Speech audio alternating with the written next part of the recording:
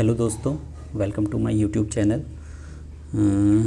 आज हम लोग इस वीडियो लेक्चर के तहत ये डिस्कस करेंगे कि जो आप लोग मेंस की तैयारी कर रहे हैं। देखिए, ये मैं कुछ वीडियो सीरीज़ बनाने जा रहा हूँ जिसमें कि मैं प्योरली आपको जितने भी आपके मेंस में जो ये जार्गन वर्ड्स होते हैं, है ना, वो सारे के सारे, जैसे कि आप लोग कहीं पे देखते होंगे कि आप मेंस आंसर राइटिंग के दौरान आपको कुछ इस तरीके के वर्ड्स दिखाई पड़ते होंगे, ठीक है ना। मैं अभी आपको थोड़ी देर में दिखाऊंगा भी कि जैसे लिखा होता है क्रिटिकली एनालाइज या एग्जामिन, या कहीं पर लिखा होता है डिस्कस, या कहीं पर लिखा होता है ओनली एनालाइज, या कहीं पर लिखा होता है केवल एग्जामिन, ठीक है, या कहीं पर लिखा होता है कमेंट।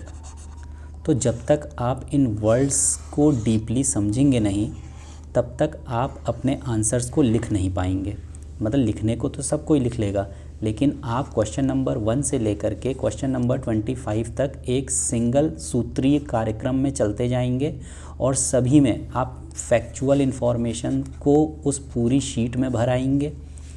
या आप क्या कर सकते हैं, सारे के सारे आंसर्स को पैराग्राफ में लिख करके आ सकते हैं, या जो इनोवेटिव लोग होते हैं वो इस तरीके के फ़्लो चार्ट्स बना करके सोचेंगे कि हमने बहुत अच्छी आंसर राइटिंग की है। लेकिन दोस्तों, आप इस चीज़ को यकीन मानिए, आपको मैं पहले तो ये समझा दूं कि ये जो यूपीएससी का सपना आप लोग लेकर के बैठे हुए हैं, ये इतना आसान नहीं है, ठीक है ना। आउट ऑफ माय एक्सपीरियंस आपको मैं ये बता रहा हूँ कि जितना आसान समझ रहे हैं ये उतना आसान है नहीं, क्योंकि यहाँ पे बहुत सारी बातें मैटर करती हैं। जैसे कि हमारे पास 70% हमारी मेहनत मैटर करती है और 30% हमारा लक मैटर करता है, ठीक है ना। इस लक में मैं कहना चाहूँगा, ये तो हमारी मेहनत हो गई, जो शेयर मेहनत है जिसकी वजह से हम इस प्रिपरेशन को स्टार्ट करते हैं, लेकिन इसका भी बहुत बड़ा अपने आप में रोल है। तो अगर आपको भी इस 70% हिस्से को मजबूत करना है, 70% ऑफ द हिस्से को मजबूत करना है, तो इस वीडियो लेक्चर सीरीज़ को आप लगातार देखिएगा, अपने फ्रेंड्स के साथ इसको शेयर करिएगा वीडियो को, और लाइक भी कर दीजिए ताकि ज़्यादा से ज़्यादा लोगों को ये वीडियो मिल सके। क्योंकि जितना आप लाइक करेंगे, यूट्यूब का ये एल्गोरिथम होता है कि वो most of the like videos को ही आगे को फॉरवर्ड करता है, ठीक है। तो सब्सक्राइब तो ज़रूर कर लीजिए आप चैनल को, नोटिफिकेशन को ऑन कर लीजिए। तो जब जब मुझे समय मिलेगा मैं इस तरीके की लेक्चर सीरीज़ आपके लिए लेकर के आऊँगा, ठीक है। और हम लोग डेली यहाँ पर मेंस आंसर राइटिंग की प्रैक्टिस भी करेंगे, और मैं क्वेश्चन भी पोस्ट कर दूँगा जब जब मुझे समय मिलेगा, क्योंकि मैं भी बिज़ी रहता हूँ, तो समय मिलने के ऊपर है। तो फ़िलहाल ये आपके पास अब ये एक रेगुलर सीरीज़ आएगी। तो अब हम लोग समझें कि जो आप ये लोग ये सपना लेकर के बैठे हुए हैं लबसना में जाने का, देखिए मैंने इसको यहाँ पे लगाया भी हुआ है। ये इस तरीके की जैकेट पहनने का सपना सबका होता है, हमारा भी था, पूरा नहीं हुआ, है ना। लेकिन अब आप ये समझिए कि इस सपने को पाने के लिए, लबसना तो आप जान ही रहे होंगे, Lal Bahadur Shastri national academy of administration, यहीं से हमारे जो ब्रीडिंग यंग माइंड्स होते हैं, मतलब कि जो आईएएस की तैयारी कर रहे हैं, या यूँ कहें यूपीएससी की तैयारी कर रहे हैं, सब कोई आईएएस बनना चाहता है। लेकिन जैसा कि मैंने बताया 30% ऑफ द लक, है ना, इसका रोल बहुत ज़्यादा है। हो सकता है कि 10 नंबर के क्वेश्चन में आपको 3 नंबर मिले हों और किसी को 5 नंबर मिले हों।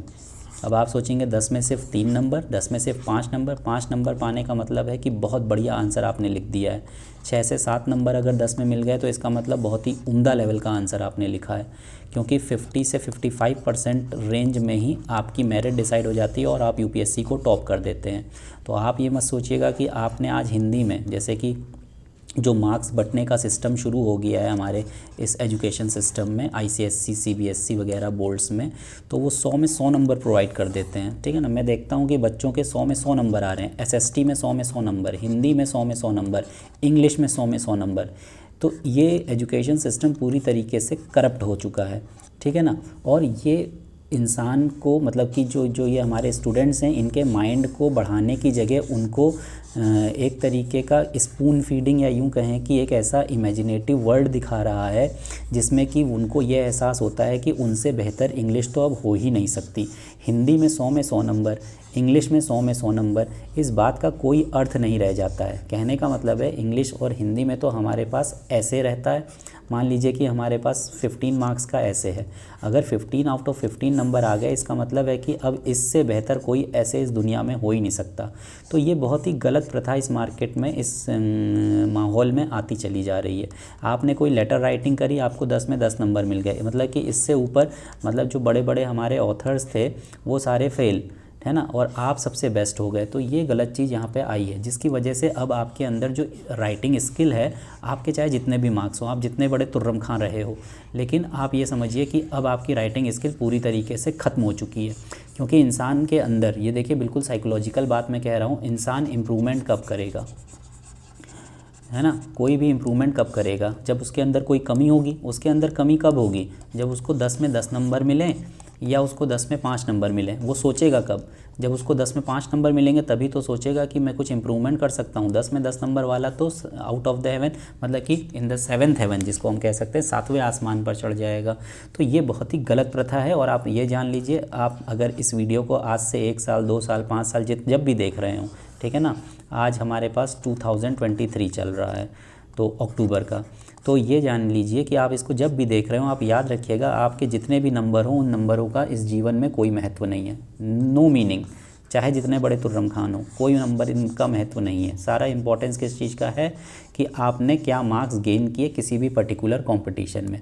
तो इसलिए मैंने कहा कि इतनी आसान ये प्रिपरेशन है नहीं। अच्छे के सपनों को ये यूपीएससी तोड़ देती है। तो अगर आपने इसका एक सपना बनाया है तो आप डिसिप्लिन हो जाइए, है ना, डिसिप्लिन में आपको कामकाज करना पड़ेगा।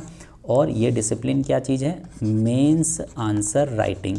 और जब आप मेंस आंसर राइटिंग करते हैं, देखिए ये आप याद रखिएगा, मैं अगर आप इस वीडियो को सुन रहे हैं और अभी तक बने हुए हैं, तो अभी भी आप आंसर राइटिंग शुरू नहीं करेंगे। जबकि हमारा जो ये मैंने आपको बताया कि 70+30, ठीक है, इसमें भी इस 30% में भी आपका लक सुधर सकता है अगर आप मेंस आंसर राइटिंग की शुरुआत अभी से करते हैं। और मेंस आंसर राइटिंग का मतलब ये नहीं होता है कि बस आप अंधाधुंध लिखते चले जा रहे हैं, ठीक है ना, आप अंधाधुंध लिखते चले जा रहे हैं, इसका मतलब नहीं है कि आप कोई आंसर राइटिंग कर रहे हैं। इसका ये मतलब होता है कि आप क्वेश्चंस के सोल को पकड़ पा रहे हैं कि नहीं, आप क्वेश्चन में जो इम्परेटिव कंसेप्ट है, जो उसकी आत्मा है, आप उसको पकड़ पा रहे हैं कि नहीं, है ना। और फिर उन्हीं पर्टिकुलर कॉन्टेक्स्ट में आप आंसर देते हैं या नहीं, इस बात के ऊपर सारा का सारा ये हमारा वीडियो फोकस्ड रहेगा। तो अब इन्हीं स्किल्स को आपको अपने अंदर डेवलप करना है। तो ध्यान से इसको सुनिए कि क्या चीज़ मैं कहने जा रहा हूँ। आज मैं आपसे डिस्कस करूँगा सिर्फ इवेल्युएट के टर्म्स में, मतलब कि एक वर्ड आपको दिखाई पड़ता होगा, मैं आपको दिखाता हूँ। इवेल्युएट या क्रिटिकली इवेल्युएट, या इसको लिखा जा सकता है एग्जामिन या क्रिटिकली एग्जामिन, ठीक है। अब ये वर्ड्स क्या हैं, ठीक है, पूरे यूट्यूब में आपको इस तरीके की चीज़ें नहीं मिलेंगी, क्योंकि ये बहुत ही ज़बरदस्त इसके लिए फ़ीस लगती है। तो ये आपको यहाँ पे बिल्कुल फ्री ऑफ द कॉस्ट मिल रही है। तो इसलिए आप इस चीज़ को अप्रिशिएट करिए और नोट्स बना लीजिए। तो देखिए, मैं आपसे बता रहा हूँ, जब भी हम लोगों को मेंस में आंसर राइटिंग करनी होती है, अब ये एक जनरल सी बात बता रहा हूँ, मेंस की आंसर राइटिंग करते समय हमको फोकस करना पड़ता है 4 W क्वेश्चंस में। बहुत इंपॉर्टेंट शब्द है ये आपके जीवन के लिए, W वर्ड। तो क्या क्या, what, where, who and when, मतलब कि कब, क्या, कहाँ, कौन, कब, इन 4 शब्दों के ऊपर हमें ध्यान देना पड़ता है। शब्दों का मतलब क्या हो गया कि ये शब्द आपको मिलेंगे नहीं, लेकिन आपको इन क्वेश्चंस को पूछना है। कोई भी क्वेश्चन आपको मिल रहा है, तो उस क्वेश्चन में इन चारों की कसौटी पर, ये एक तरीके की कसौटी होती है, कसौटी आपको पता है ना, तो ये कसौटी होती है, इस पर कस के, इस पर उस प्रश्न को रख करके देखना पड़ेगा। जैसे कि हु का मतलब क्या हो गया, who is the author, who is affected, who is involve. ये कुछ इस तरीके के मेजर सेक्टर हैं जो मैं आपको यहाँ पे बता रहा हूँ कि जब भी आप किसी क्वेश्चन को देखें तो उसमें आप ये देखें कि उस क्वेश्चन में आप हु पूछें, है ना। हु पूछने का मतलब क्या हो गया कि उससे कौन कौन लोग अफेक्ट हो सकते हैं, इसमें कौन कौन लोग इन्वॉल्व हैं, इस तरीके से सोचना पड़ेगा। व्हाट, ये किस चीज़ के बारे में, जैसे कोई स्कीम अगर आपसे पूछी जा रही है, ठीक है ना, तो ये स्कीम किसने रिलीज़ करी, हु, ठीक है ना। हु इज़ अफेक्टेड, इस स्कीम के द्वारा कौन अफेक्ट होगा, कौन कौन लोग इस स्कीम को इम्प्लीमेंट करने में इन्वॉल्व हैं, या ये स्कीम किसको किसको अफेक्ट करने वाली है, ठीक है। फिर ये स्कीम है किस चीज़ के बारे में, व्हाट इज़ दिस अबाउट, ये स्कीम किस चीज़ के बारे में है, ठीक। तो ये क्वेश्चन आपके लिए इंपॉर्टेंट है। फिर इसी तरीके से किस कॉन्टेक्स्ट में इस स्कीम को लाया गया, what is the main point, इस स्कीम का मेन पॉइंट क्या है। तो ये होता है मेजर तरीके से किसी भी क्वेश्चन को सोचना। Where does this take place, कहाँ पे स्कीम लागू की जाएगी, कहाँ पे इम्प्लीमेंट की जाएगी। व्हेन, कब ये होने वाला है। अब आपको ये चीज़ समझ में आ रही होगी कि किसी भी क्वेश्चन में ये बेसिक स्टार्ट होता है। अब आप सोचेंगे कि इसका फ़ायदा क्या है। इसका फ़ायदा देखिए ये है कि ये जब आप कोई भी आर्टिकल पढ़ते हैं या किसी भी क्वेश्चन को लिखते हैं, तो आप याद रखिए कि लिखने का मतलब सिर्फ ये नहीं कि आप उसको लिख रहे हैं, आप उसको याद भी करते चले जा रहे हैं, और आपके लिए वो प्रीलिम्स पॉइंट ऑफ व्यू से भी बहुत ज़्यादा इम्पॉर्टेंट हो जाएगा। तो इन क्वेश्चंस के आंसर, जब आप आंसर राइटिंग करें तो इन क्वेश्चंस को उसमें उस क्वेश्चन से पूछें अपने आप से और उनको नोट कर लें। उन टॉपिक्स में अगर आप इन क्वेश्चंस को, ये जो WH क्वेश्चंस हैं, इनको नोट करेंगे तो निश्चित तौर पर आपके पास प्रीलिम्स के नोट्स तैयार हो जाएंगे और आपका जो दिमाग है वो आपके हाथों के साथ सिंक्रोनाइज हो जाएगा। क्या कहने का मतलब है, दिमाग और हाथ जब एक साथ काम करते हैं तो उसमें हम लोग कुशलता पा लेते हैं, ठीक है ना। यही योग में रहने की कृष्ण ने कला बताई थी, ठीक। योग स्थित कुरु कर्मा, मतलब कि योग में स्थित रह करके कर्मों को करो। तो अगर आप भी इसी तरीके से अपने दिमाग को सिंक्रोनाइज़ कर लेंगे अपने हाथों के साथ, आपके हाथ वही लिखेंगे जो आपका दिमाग सोचेगा, जो आपका दिमाग पढ़ेगा। इसीलिए तो कहा जाता है कि when you have to write any essay, किसी भी ऐसे को लिखने के लिए कहीं पर भी आपको कोई कॉम्प्रिहेंशन करना है और आपको उस चीज़ को लिखना है, तो you have to just read 1000 number of books या 1000 नंबर ऑफ आर्टिकल्स, ठीक है। तो एक सेकेंड, यस, ये क्या, यस, अब आपको you have to read 1000 number of books to write any particular comprehensive passage और एनी पर्टिकुलर आर्टिकल और एनी पर्टिकुलर ऐसे। आप अगर 1000 बुक्स को पढ़ेंगे तो your words will flow like a river. नदी आपने देखी होगी, नदी में बहता पानी होता है। तो याद रखिए मेंस आंसर राइटिंग के दौरान आपके पास समय बिल्कुल नहीं है। Time is not a luxury for you, समय बिल्कुल नहीं है आपके पास। तो उसी छोटे से टाइम फ्रेम के दौरान आपको बस तुरंत लिखते चले जाना है। आपके सामने, आंखों के सामने क्वेश्चन आएगा और आपको बस कलम उठा करके लिखते चले जाना है। आपको सर उठाने का, हाथ उठाने का भी समय नहीं मिलेगा। तो अगर ये समय नहीं मिलेगा तो आप नदी की तरह तभी लिख पाएंगे जब आपने पहले से प्रैक्टिस की हुई हो, आपने पहले से इतना रीड कर लिया हो कि अब आपको ज़रूरत नहीं है सोचने की। मतलब कि आपका दिमाग और आपके हाथ एक दूसरे के साथ सिंक्रोनाइज हो गए हैं। तो सिंक्रोनाइजेशन जब हो जाता है तो आपको सोचना नहीं पड़ता है, आप सिर्फ लिखते चले जाएंगे, क्योंकि दिमाग आपका पहले से ही एक्टिव बैठा हुआ है। आपको पहले से ही सारी चीज़ें माइंड में आने लग जाएंगी।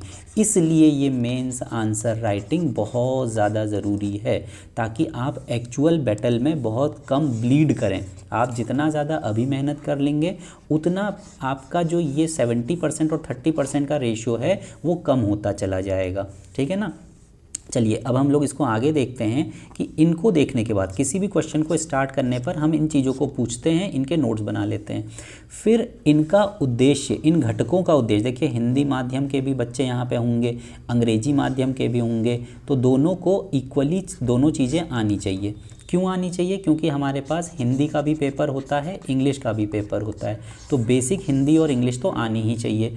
और अगर आप हिंदी बेल्ट में आगे चल कर के कामकाज करेंगे, आपको यहाँ पे कैडर मिलेगा सिलेक्शन होने के बाद, तो भी आपको इतनी हिंदी तो आनी ही चाहिए, क्योंकि जितना भी शासकीय कार्य होता है वो सारा का सारा हिंदी में ही किया जाता है, ठीक। और हिंदी वालों को इंग्लिश आनी चाहिए, क्योंकि बिना इंग्लिश के तो कहीं पे भी कोई कामकाज नहीं चल पाएगा अगर आप सेंट्रल गवर्नमेंट में काम कर रहे हैं। तो याद रखिएगा हिंदी और इंग्लिश दोनों पर इक्वल कमांड आपकी होनी चाहिए। ठीक है, अब आप जान लीजिए कि इनका मुख्य उद्देश्य क्या है। किसी भी एस्पायरेंट को मुख्य विचार या main idea, theme of the question को समझने के लिए आवश्यक जानकारी प्राप्त करना। ये एक तरीके से हमको क्या मिल जाएंगे, फैक्ट्स। अब अगर ये हमको फैक्ट्स मिल गए तो बहुत से बच्चे गलती क्या करते हैं कि इन्हीं फैक्ट्स को उठा करके कॉपी में लिखाते हैं और वो सोचते हैं कि हमने बहुत ज़बरदस्त आंसर लिख दिया है। लेकिन आप याद रखिएगा कि जो यूपीएससी के एग्ज़ामिनर होते हैं वो इतने पागल या बेवकूफ़ नहीं हैं कि आपसे अलग अलग क्वेश्चंस के लिए अलग अलग वर्ड्स का यूज़ करेंगे, वरना वो भी हर एक क्वेश्चन में लिख देते कमेंट, या हर क्वेश्चन को वर्ड से ही पूछ लेते। व्हाट इज़ पीएम उज्ज्वला योजना, ठीक है ना, व्हाट इज़ हर घर जल योजना। इस तरीके से सिर्फ सिंपल वट करके पूछते चले जाते। लेकिन ऐसा नहीं होता है, उनके पास अपनी स्ट्रेटेजी होती है आपकी कंप्लीट पर्सनैलिटी को जज करने के लिए। देखिए प्रीलिम्स जो स्टेज है, ये प्रीलिम्स स्टेज सिर्फ आपकी नॉलेज को टेस्ट करती है कि आपकी जो रिसाइटिंग, मतलब कि जो आप याद कर सकते हैं, रिवाइजिंग जो पावर है आपके दिमाग की, मेमोरी पावर, वो कितनी स्ट्रॉन्ग है, आप फैक्ट्स एंड फिगर्स को कितना याद रख पाते हैं, ठीक है ना, वो चेक हो जाता है आपका प्रीलिम्स स्टेज में। लेकिन एक सेकेंड, यस, वो चेक होगा आपका प्रीलिम्स स्टेज में। तो यहाँ पर आपको याद रखना है मेंस स्टेज में आपकी कॉम्प्रिहेंसिव एबिलिटी, और आप चीज़ों को कितना अच्छे से समझ पाएँ कि नहीं समझ पाए, और आप उससे क्या डिराइव करते हैं, ठीक है ना, आप उससे क्या डिराइव कर रहे हैं, ये चीज़ आपकी मेंस आंसर राइटिंग से चेक हो जाती है, ना कि वो आपकी वहाँ पे फैक्चुअल नॉलेज लेने को नहीं बैठे हुए हैं। ठीक, तो अब आप देखिए, जब मैं इस वर्ड को समझाता हूँ, critically evaluate, when you critically evaluate और क्रिटिकली रिव्यू समथिंग, ये शब्द आपके आगे जब भी दिखाई पड़े किसी भी क्वेश्चन में, तो you are moving towards analysis and evaluation. आप एनालिसिस की तरफ जा रहे हैं। एनालिसिस में क्या होता है कि किसी भी चीज़ के प्रोज और कॉन्स दोनों को हम लोग क्रिटिकली इवेल्युएट करते हैं। क्रिटिकली का क्या मतलब हो जाएगा, हम बहुत ही गंभीर रूप से उसका मूल्यांकन करते हैं और ये पता लगाते हैं कि कोई भी स्टेप, जो भी स्टेप हम लेने जा रहे हैं, जैसे सरकार ने कोई स्कीम लॉन्च करी तो वो कितना फ़ायदा करेगी और उसके नुकसान क्या हो सकते हैं, है ना, उसके फ़ायदे क्या हैं, उसके नुकसान क्या हैं, उन दोनों के बारे में हमको सोचना है। और अपना विदाउट एनी बायस, मतलब न्यूट्रल रह के बिल्कुल, हमको ना फ़ायदे में कोई इंटरेस्ट है, हमको ना नुकसान में कोई इंटरेस्ट है। क्योंकि देखिए हम क्या हैं, नौकर शाह, ठीक है ना, तो ये शाह को ख़त्म करिए और सिर्फ नौकर पे बात करिए। तो मालिक जो आदेश देगा, मालिक कौन, हमारे जो आका हैं, मतलब कि आपके जो पॉलिटिकल लीडर्स हैं, जिनको कि जनता ने चुन करके भेजा है, क्योंकि सारी की सारी चीज़ एक कॉन्स्टिट्यूशन के अंडर में जा रही है। एक कॉन्स्टिट्यूशनल यहाँ पे स्ट्रक्चर है हमारे पास, जिसमें कि सबसे सुप्रीम जो है वो पार्लियामेंट है। पार्लियामेंट जो भी लॉ बनाएगी उसको एग्जीक्यूशन करेगी, एग्जीक्यूशनरी बॉडी, जो कि हमारे ये IAS PCS होते हैं, ठीक है ना।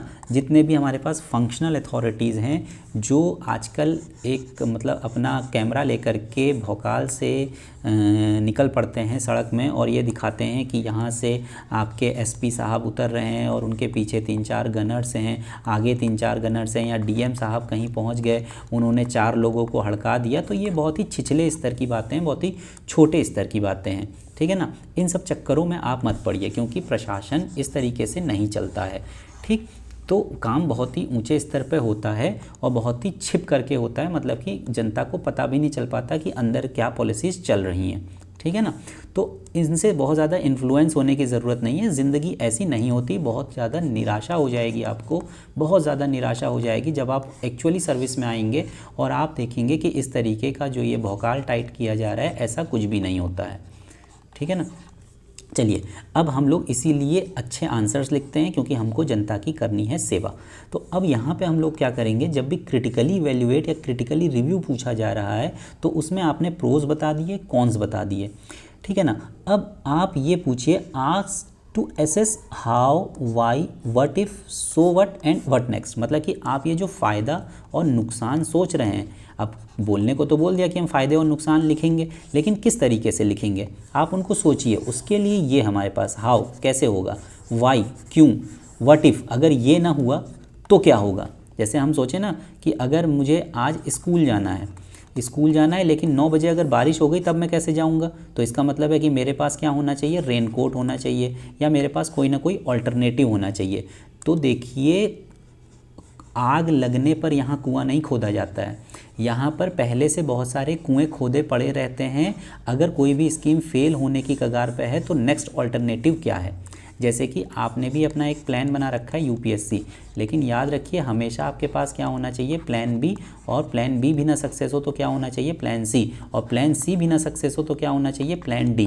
तो इस तरीके से आपके पास कम से कम 4 ऑप्शंस होने चाहिए। इसी तरीके से प्रशासन भी कार्य करता है, प्रशासन केवल एक ऑप्शन पर नहीं चलता है। याद रखिए बहुत इंपॉर्टेंट बात है, आपको कोई नहीं बताएगा क्योंकि प्रशासनिक आदमी ही आपको बता सकता है कि किस तरीके से क्या क्या चीज़ें होती हैं।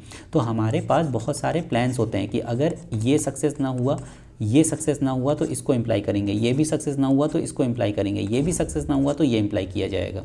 ठीक है ना। तो इसी तरीके से आपको भी यहाँ पे सारे अपने ऑप्शंस को खुले रखने हैं। तो हमेशा ही यहाँ पे हम लोग ये चीज़ पूछते हैं अपने आप से किसी भी क्वेश्चन को करने पर कि क्या क्या ऑल्टरनेटिव्स हो सकते हैं। तो ये आप एक तरीके से सजेशंस जब पार्ट आता है, क्योंकि आपको क्या करना पड़ता है, किसी भी क्रिटिकली एग्जामिन क्वेश्चन में फेयर जजमेंट भी प्रोवाइड करना पड़ता है। फेयर जजमेंट मतलब कि आपको वहाँ पे एक चीज़ प्रोवाइड ये करनी पड़ती है कि जब आप प्रोज में बोल रहे हैं या कॉन्स में बोल रहे हैं तो आपका अपना उसमें व्यू क्या है, कौन सा आपके हिसाब से बेहतर है। ठीक है ना। तो न्यूट्रल रहते हुए ये चीज़ कहना है, न्यूट्रल रहते हुए। ठीक, या आप पर्टिकुलरली किसी स्टैंड पर बहुत ज़्यादा अगर फोकस्ड हैं तो आप सोचें कि नहीं यही होना ही चाहिए, तो फिर उसका भी आप वो भी कर सकते हैं, लेकिन फिर आपके पास उसका रीज़न बहुत ही अच्छे से आपको पता हो। ठीक है ना, आप अपने क्वेश्चंस को सपोर्ट ज़रूर कर सकें, तो ये चीज़ यहाँ पे आएगी। चलिए आगे देखते हैं। अब हाँ, तो इसमें मैं आपको कह रहा था how, why, what if, so what next. इन चीज़ों को अगर हम लोग देखें तो यहाँ पे हम लोग क्या कह रहे हैं, how does this occur, how does it work, how do the parts fit into the whole. ये आप थोड़ी देर इसको बैठ करके एनालाइज करिएगा। अभी मैं आपको इसको क्वेश्चन के थ्रू समझाऊंगा। Why did this occur, why was that done, why this argument या solution, what if we are wrong, what if there was a problem, what if certain factors were changed या altered या removed, so what does this mean, why is this significant, is this convincing, why not, what next, is it transferable, what can we learn from it, what needs doing now। देखिए ये बहुत ही important बातें हैं, इनको आप थोड़ी देर analyse करिएगा कि इन प्रश्नों को पूछिए और इन सेक्टर्स में अपने आंसर्स को फ्रेम करने का प्रयास करिए कि इन पॉइंट्स के आंसर्स आपके आंसर राइटिंग में दिखाई पड़ने चाहिए कि आपने इन एस्पेक्ट्स को कवर किया है कि नहीं किया है। जैसे कि अब मैं आपको यहाँ पे दिखाता हूँ। Critically evaluating a statement requires a person to be able to exercise their sense of reasoning and provide evidence both to support and repudiate a statement and to finally reach a conclusion। सबसे important बात कि आप pros को भी बता रहे हैं और कॉन्स को भी बता रहे हैं और तब फाइनली आप किसी भी कॉन्क्लूजन में पहुंच रहे हैं। लेकिन याद रखिएगा आपका कॉन्क्लूजन हमेशा क्या होना चाहिए, पॉजिटिव होना चाहिए। अगर आपसे क्वेश्चन निगेटिव भी पूछा गया है, अगर आपसे क्वेश्चन निगेटिव टोन को लेकर के भी दे दिया गया है तो भी आपको उस निगेटिव में क्या शो करना है कि यू आर पॉजिटिव। आपको उसमें भी कुछ ना कुछ पॉजिटिव खोजना है। आपसे अगर क्वेश्चन में कह दिया गया कि गवर्नमेंट की सारी स्कीम्स फेल हो रही हैं तो फिर भी ये स्कीम क्यों चल रही है, इसको बंद कर देना चाहिए क्या। तो आपको ये चीज़ सोचना है कि ये पूरा का पूरा क्वेश्चन अब निगेटिव हो चुका है। अगर आप अब इसी चीज़ को सपोर्ट करेंगे तो आप जानिए कि आप एक अच्छे सिविल सर्वेंट नहीं हैं, क्योंकि सिविल सर्वेंट उसी को बोला जाता है जो निगेटिव में भी पॉजिटिव को खोजता है, ज़बरदस्ती का पॉजिटिव नहीं। अब आप ये ना सोचिएगा कि कोई ज़बरदस्ती का आप पॉजिटिव खोजेंगे कि गवर्नमेंट बिल्कुल ख़राब काम कर रही है, गवर्नमेंट ने दंगे करवा दिए, लेकिन आप सोचेंगे कि अब इसमें भी आप ये दर्शाने लगें कि दंगे तो होने ही चाहिए। ठीक है, इससे क्योंकि हर युद्ध के बाद एक नया कंस्ट्रक्शन होता है, तो इस तरीके की फालतू की दलीलें नहीं देनी है। मतलब कि इतना भी पॉजिटिव नहीं हो जाना है कि हाँ वॉर होना चाहिए, वॉर होने के बाद ही तो नया सृजन होता है, नया कंस्ट्रक्शन होता है। तो ये आइडियलिस्टिक बातें नहीं करनी है। ठीक है ना। पहली चीज़ तो आपको यहाँ पे आइडियल नहीं होना है, you have to be very very practical, और बहुत ही प्रैक्टिकल सॉल्यूशंस निकालने हैं, बुकिश नॉलेज या बुकिश सॉल्यूशंस नहीं निकालने हैं, ठीक है। तो वेरी प्रैक्टिकल सॉल्यूशंस हमको चाहिए होते हैं किसी भी चीज़ में, और कंक्लूजन हमारा उसी के ऊपर डिपेंड करता है। तो इसलिए आपको मैंने यहाँ पे बताया है कि क्रिटिकली का यही मतलब हो गया कि जब परीक्षक स्पष्ट रूप से आपसे निष्पक्ष निर्णय की मांग करता है, एक निष्पक्ष निर्णय, you don't have to be partial, आपको पार्शियल नहीं होना होता है, ठीक है ना। निष्पक्ष आपने बताना होता है कि क्या सही है और क्या गलत है, ठीक। अब इसी चीज़ को जितना हमने ये डिस्कशन किया है क्रिटिकली एग्जामिन के लिए, तो आप याद रखिएगा एग्जामिन और क्रिटिकली एग्जामिन दोनों में थोड़ा थोड़ा फ़र्क है। क्रिटिकली एग्जामिन में आपको एक फेयर जजमेंट देना होता है, एग्जामिन में जो क्वेश्चन पूछा गया है उसी क्वेश्चन के बारे में थोड़ा सा इवैल्यूएशन करना होगा, थोड़ा डीप जा कर के। जैसे मैं कहूँ कि मेरे घर में पानी नहीं आ रहा, ठीक, तो मेरे घर में पानी नहीं आ रहा, इसको एग्जामिन करिए।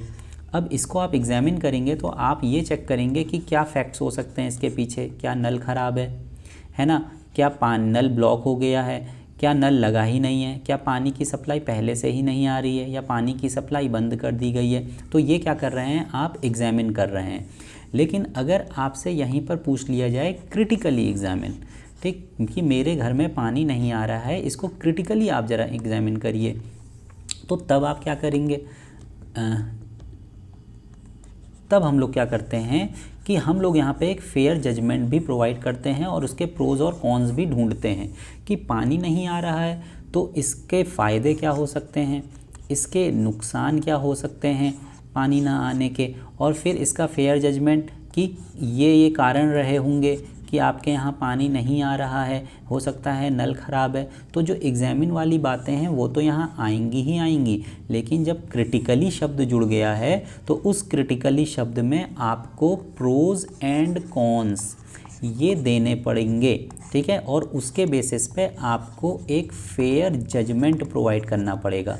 इसीलिए इसको बोलते हैं हम लोग क्रिटिकली एग्जामिन करो, ठीक है ना। अब आपको मुझे लगता है कि बातें क्लियर हो गई होंगी कि क्रिटिकली एग्जामिन क्या चीज़ होती है।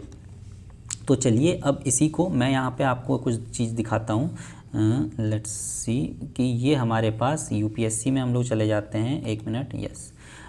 यहाँ पर मैं जाता हूँ सिविल सर्विस के एग्ज़ाम में और जीएस पेपर 3 को निकालते हैं। अब आप देखिए जीएस पेपर 3 में एक क्वेश्चन है मेरे पास, ठीक है ना। ये क्वेश्चन क्या है, ये यहाँ पे हमसे कह रहा है, देखिए ये क्वेश्चन नंबर 11, भारत में सबसे ज़्यादा बेरोजगारी प्रकृति में संरचनात्मक है।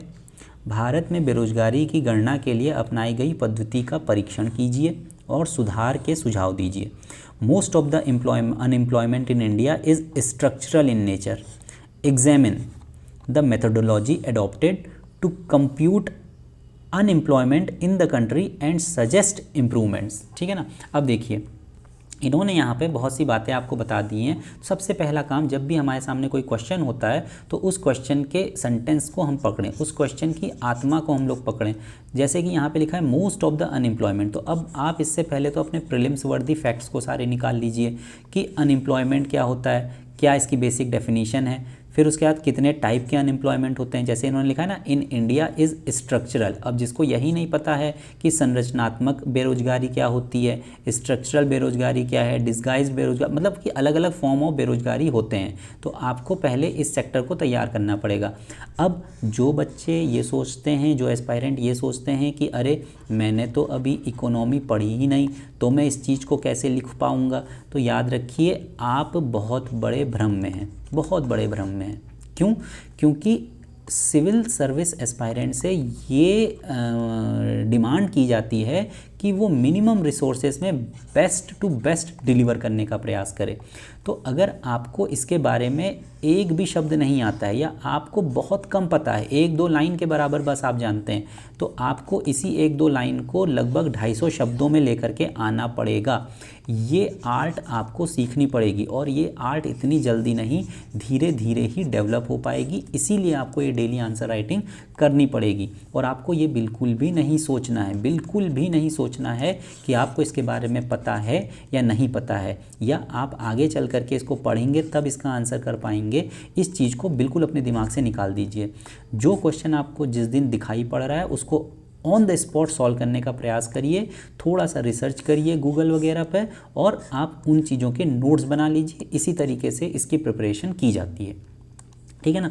तो आपको यहाँ पे पहले प्रीलिम्स वर्दी फैक्ट्स निकाल लेने हैं, एम्प्लॉयमेंट अनएम्प्लॉयमेंट डेटा जो भी हमारा प्रोवाइड होता है, कौन कौन सी एजेंसीज इनमें इन्वॉल्व होती हैं भारत सरकार की, ठीक है, और इसमें उनका रोल क्या होता है, कैसे इस डेटा को निकाला जाता है, बनाया जाता है। तभी तो हमको पता चला होगा कि स्ट्रक्चरल है नेचर में, ये किसी ना किसी डेटा के तहत तो आया होगा, वो कौन सा डेटा है।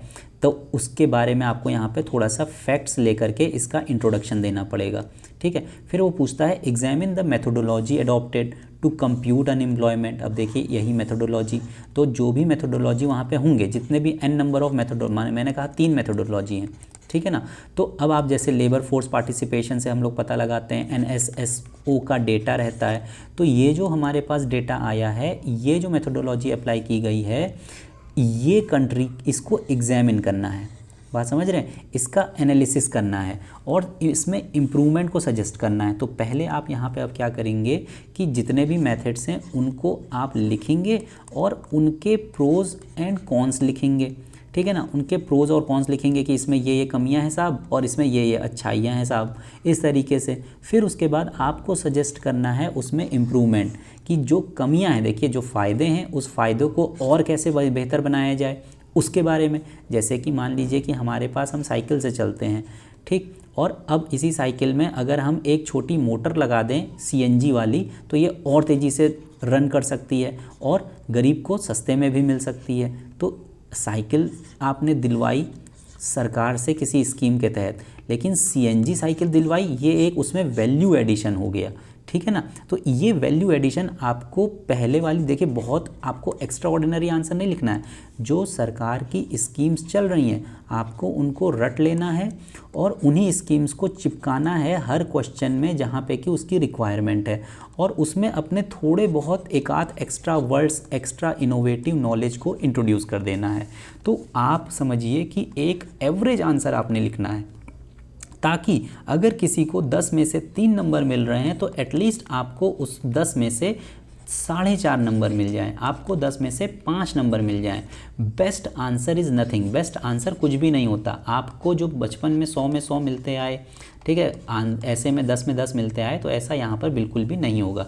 तो अगर ये 15 मार्क्स का क्वेश्चन है, इसमें आप किसी बच्चे ने ठीक ठाक आंसर लिख दिया है ना, नॉर्मल रूटीन बस समझा दिया कि ये डेटा होता है, ये ऐसे होता है, ये ऐसे होता है, तो उसको हो सकता है कि 15 में 5 नंबर मिलेंगे। लेकिन अगर आपने इस शब्द की महत्वता को समझा और इसको एग्जामिन किया, और एग्जामिन करने के बाद इन्होंने, क्योंकि यहाँ पे अलग से दे ही दिया है कि सजेस्ट इम्प्रूवमेंट, अच्छा आपने ये सजेशंस दे दिए हर एक मेथड के साथ, तो आपको हो सकता है कि 15 में कितने मार्क्स मिल जाएं, 10 मार्क्स मिल जाएं, या हो सकता है कि 15 में आपको 8 मार्क्स मिल जाएं, 7 मार्क्स मिल जाएं, तो आपका एक अबव एवरेज आंसर बन जाएगा।